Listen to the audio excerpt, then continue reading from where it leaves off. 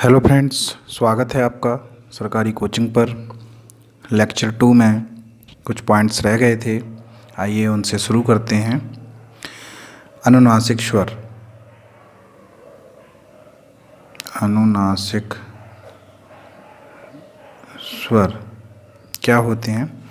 जिन स्वरों का उच्चारण करते समय वायु को मुख के साथ साथ नाक से भी बाहर निकलना पड़ता है, ऐसे जो स्वर होते हैं वो अनुनासिक स्वर कहलाते हैं। तो आप परिभाषा इसकी लिख लें। जिन स्वरों का उच्चारण करते समय वायु को मुख के साथ साथ नाक से भी बाहर निकलना पड़ता है, ऐसे जो स्वर होते हैं वो अनुनासिक स्वर में आते हैं। यदि उदाहरण के तौर पर समझें तो आप देखिए, एक तरफ शब्द लिखते हैं, एक तरफ ध्वनि। अब आप समझेंगे, अगर हमने एक वर्ड लिखा संवार, तो इसमें जो स्वर आया वो क्या था? इस तरीके से, आ के ऊपर चंद्र बिंदी। तो जब भी हम इस स्वर से आ को बोलेंगे तो आ संवार, तो नाक पर भी प्रेशर पड़ेगा और मुंह पर भी। और अगर एक साधारण सवार लिखें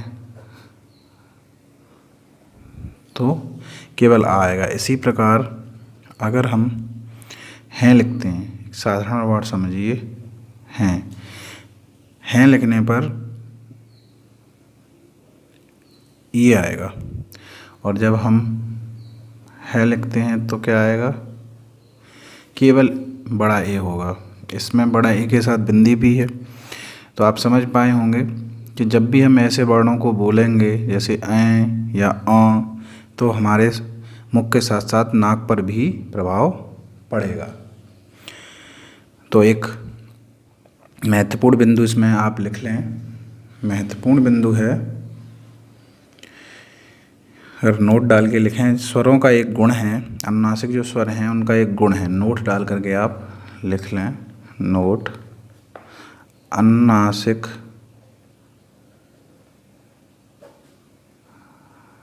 स्वरों का एक गुण है, हिंदी में सभी स्वर,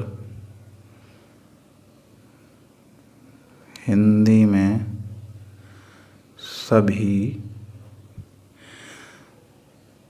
स्वर अनुनासिक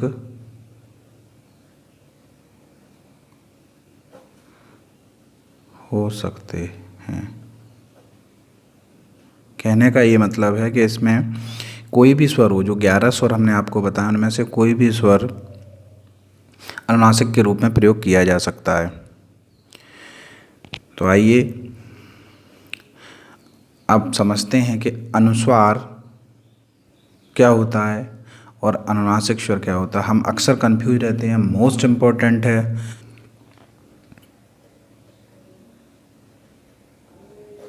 अनुस्वार। अनुस्वार क्या होता है? इस तरीके से अनुस्वार है। और अनुनासिक क्या है?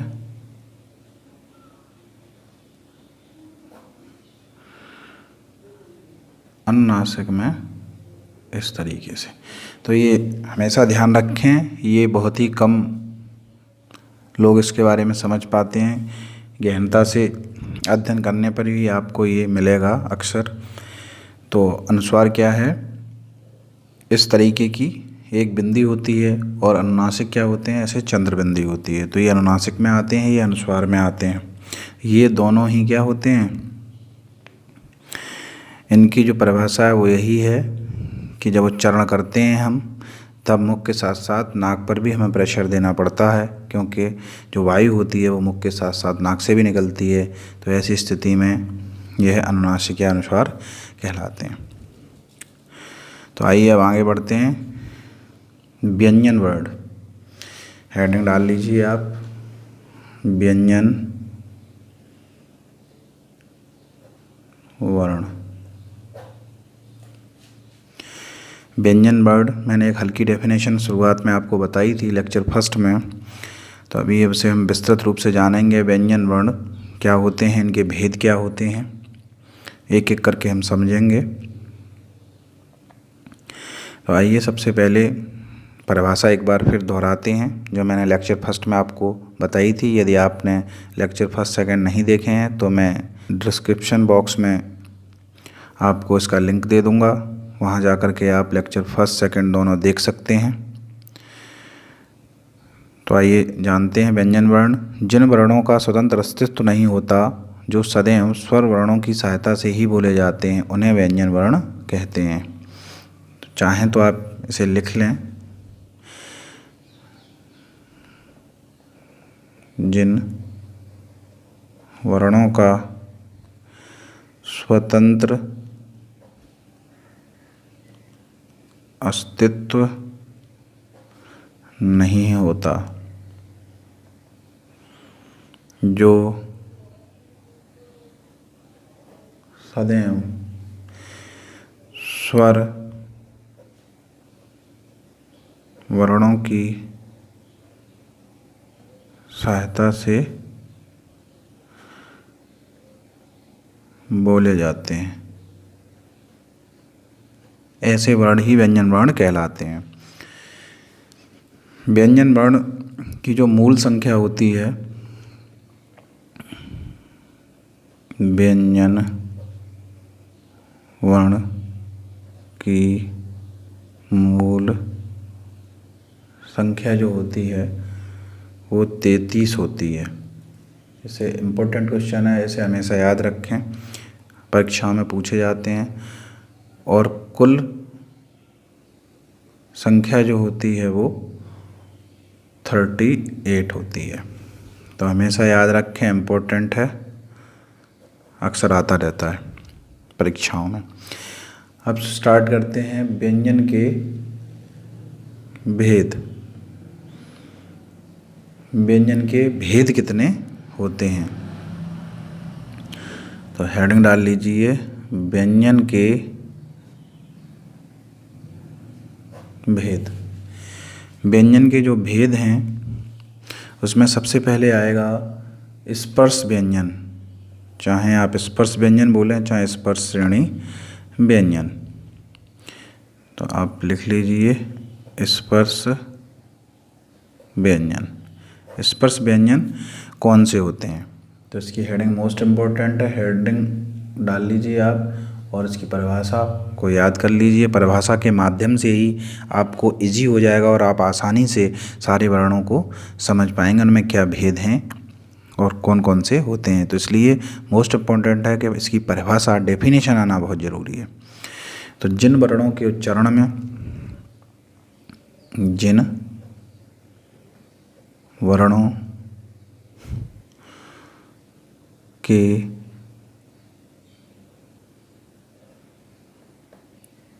उच्चारण में, यहाँ से समझना है, मोस्ट इम्पोर्टेंट है उच्चारण में, कंठ, पहला कंठ, दूसरा तालु, मूर्धा, दंत, ओष्ठ आदि का प्रयोग होता है। ऐसे जो वर्ड होते हैं वो स्पर्श श्रेणी व्यंजन कहे जाते हैं। अब इसमें इनकी जो मूल संख्या होती है वो जानते हैं, तो आप लिख लीजिए, इनकी जो मूल संख्या है, मूल संख्या वो 16 तथा कुल संख्या 25। तो आप समझ लीजिए स्पर्श श्रेणी व्यंजन कौन से होते हैं? जिन वर्णों के उच्चारण में कंठ, तालु, मूर्धा, दंत, ओष्ठ आदि का प्रयोग होता है, ऐसे वर्ण स्पर्श श्रेणी व्यंजन वर्ण होते हैं। इनकी मूल संख्या 16 तथा कुल संख्या 25 होती है। तो आइए जानते हैं कि ये कौन कौन से वर्ण होते हैं।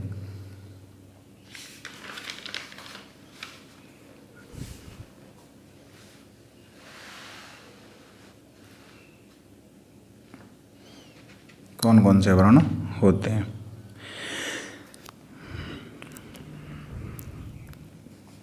सबसे पहली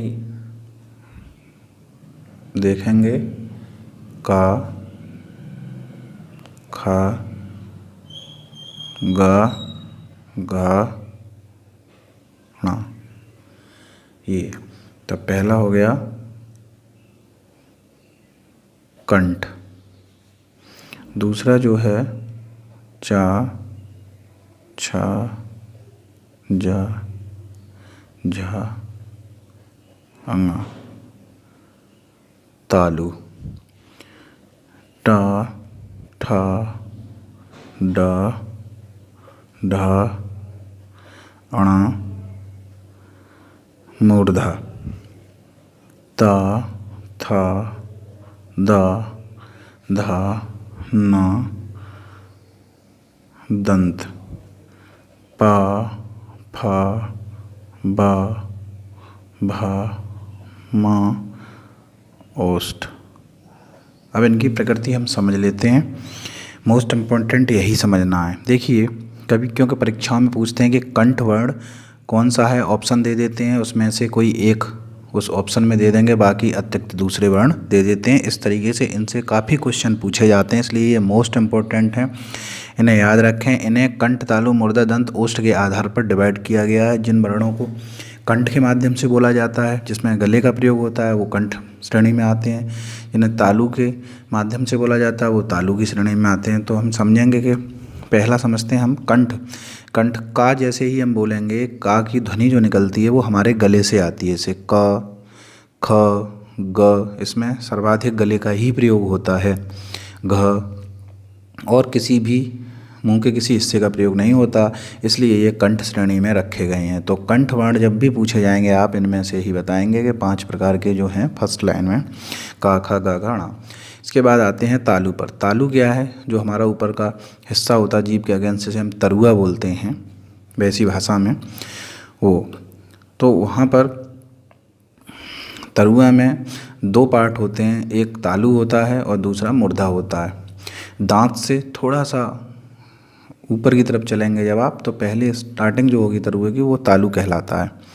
तो वहाँ पर जब हम चा बोलेंगे तो हमारी जीभ ऊपर तलुए में जा कर के छूती है, तो तालु में जब टच कर जाएगी तो इसी वजह से हम इसे तालु श्रेणी में रखते हैं। चा, छा, जा, झा, णा। तो अगर इन्हें हम बोलते हैं तो ये ऊपर जा कर के तालु में टच करते हैं, इस वजह से ये तालु श्रेणी में आते हैं।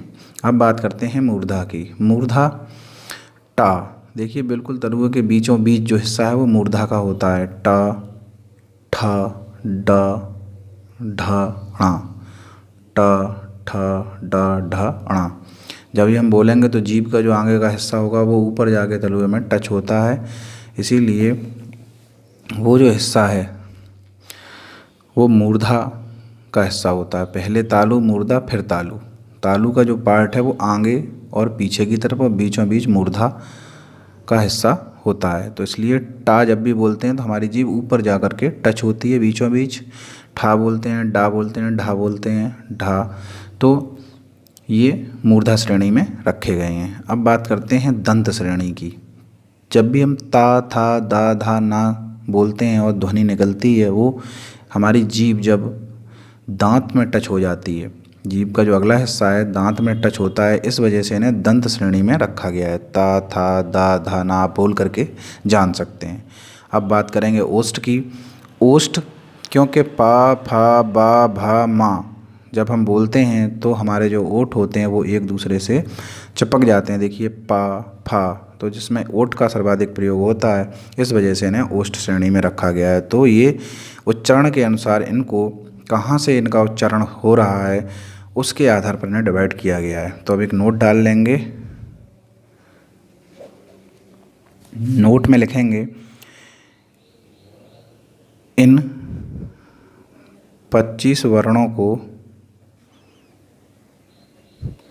एक शब्द में हम उद्दीप्त के नाम से जानते हैं। उद्दीप्त क्या कहते हैं? उद्दीप्त कहते हैं। तो ये इम्पोर्टेंट है, इसे याद रखें, प्रत्येक नोट को अवश्य याद रखें। इसे हम क्या बोलेंगे? ये जितने भी 25 वर्ड हैं, 5 और इंटू 5 बराबर 25 ये वर्ड हैं, इन्हें एक शब्द में हम उद्दीप्त के नाम से जानते हैं। आइए दूसरा पॉइंट डालते हैं, अंतःस्थ व्यंजन।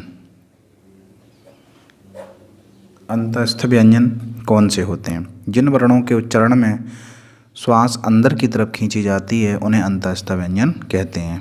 तो हम लिख लेंगे, जिन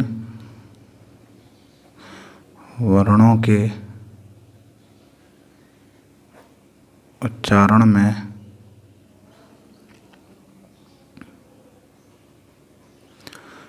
श्वास अंदर की तरफ खींची जाती है उन्हें अंतःस्थ व्यंजन कहते हैं। ये कौन कौन से होते हैं? तो ये लिखेंगे, ये होते हैं या, कोमा रा, कोमा ला, कोमा वा।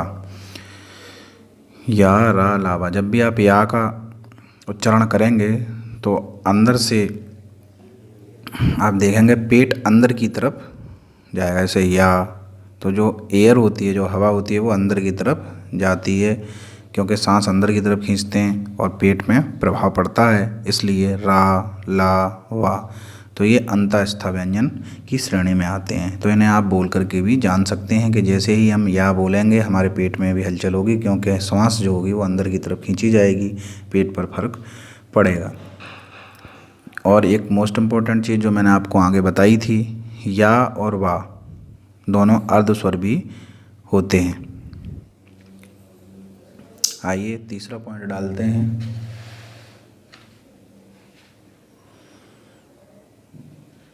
तीसरा पॉइंट में डालेंगे हम ऊष्म व्यंजन। तो ऊष्म श्रेणी व्यंजन कौन से होते हैं, इन्हें आप समझेंगे। जिन वर्णों के उच्चारण में हमारे शरीर में गर्मी उत्पन्न हो जाती है, जिन वर्णों के उच्चारण में हमारे शरीर में गर्मी उत्पन्न हो जाती है, ऐसे वर्णों को हम ऊष्म श्रेणी में रखते हैं। तो आप इस चीज़ को बिल्कुल ध्यान रखिए। तो आइए लिख लेते हैं डेफिनेशन बहुत कंपलसरी है, क्योंकि इससे आपको आसानी से याद रहेगा। जिन व्यंजन वर्णों के उच्चारण में शरीर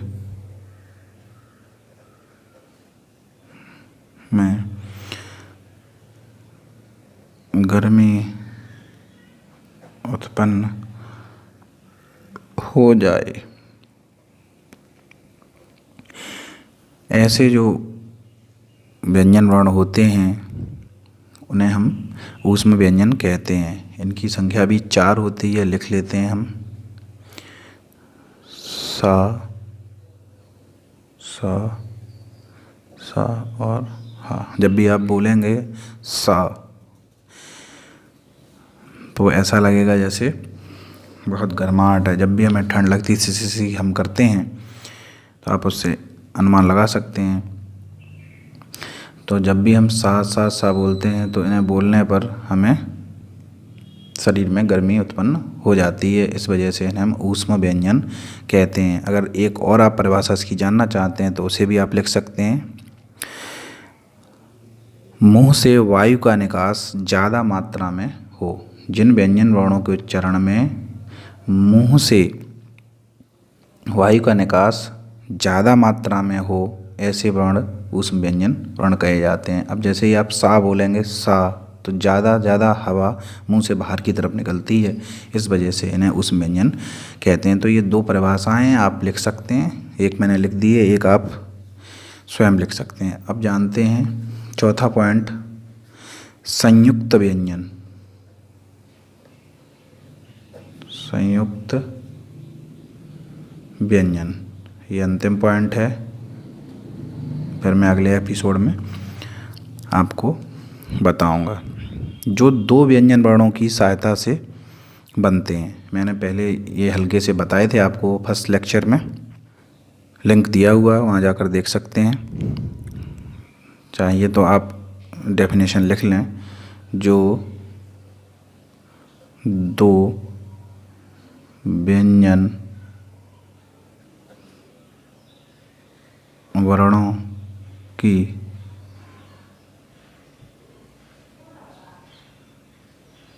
सहायता से मिलकर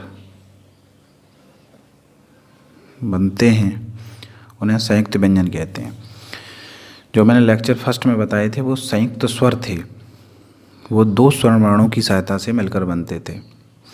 तो इस वजह से आप फर्स्ट लेक्चर अवश्य देखें, क्योंकि समझ में आ जाएगा संयुक्त होता क्या है। व्यंजन में व्यंजन दो व्यंजन वर्णों की सहायता से बनते हैं, ऐसे ही संयुक्त जो स्वर होते हैं वो दो स्वर वर्णों की सहायता से बनते हैं।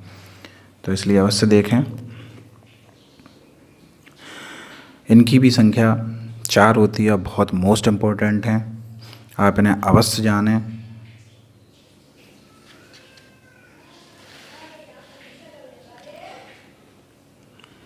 देखिए पहला होता है छतरी वाला छा। अब ये किस किस से बनते हैं? परीक्षाओं में अक्सर ये पूछा जाता है कि ये कौन कौन से वर्णों से मिलकर बनते हैं। तो एक का, दूसरा शा।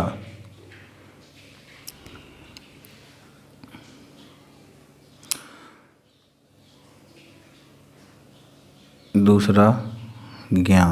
ये किससे बनता है? जा प्लस आ। तीसरा त्रा, ता प्लस रा। चौथा स्रा, सा प्लस रा। तो ये मोस्ट इम्पोर्टेंट हैं, ये अक्सर क्वेश्चन पूछा जाता है कि ये जो संयुक्त व्यंजन में से कोई एक व्यंजन दे दिया जाएगा और आपसे पूछा जाएगा इनमें कौन कौन से वर्णों का समावेश है। तो आप इसे अवश्य याद रखें। और वीडियो काफ़ी लंबा हो जाएगा, इस वजह से मैं ये 4 पॉइंट ही इस वर्णों में, व्यंजन वर्णों में आज बता रहा हूँ। बाकी आने वाले लेक्चर में शेष जो व्यंजन वर्णों की विशेषताएं हैं उनके बारे में बताऊंगा। तब तक के लिए आप हमारे चैनल को सब्सक्राइब करें, लाइक करें और इस वीडियो को शेयर करें। साथ ही कमेंट करके हमें बताएं कि हमारे वीडियो आपको कैसे लग रहे हैं। और जो भी आपकी क्वेरीज़ हो आप कमेंट बॉक्स में हमें पूछ सकते हैं।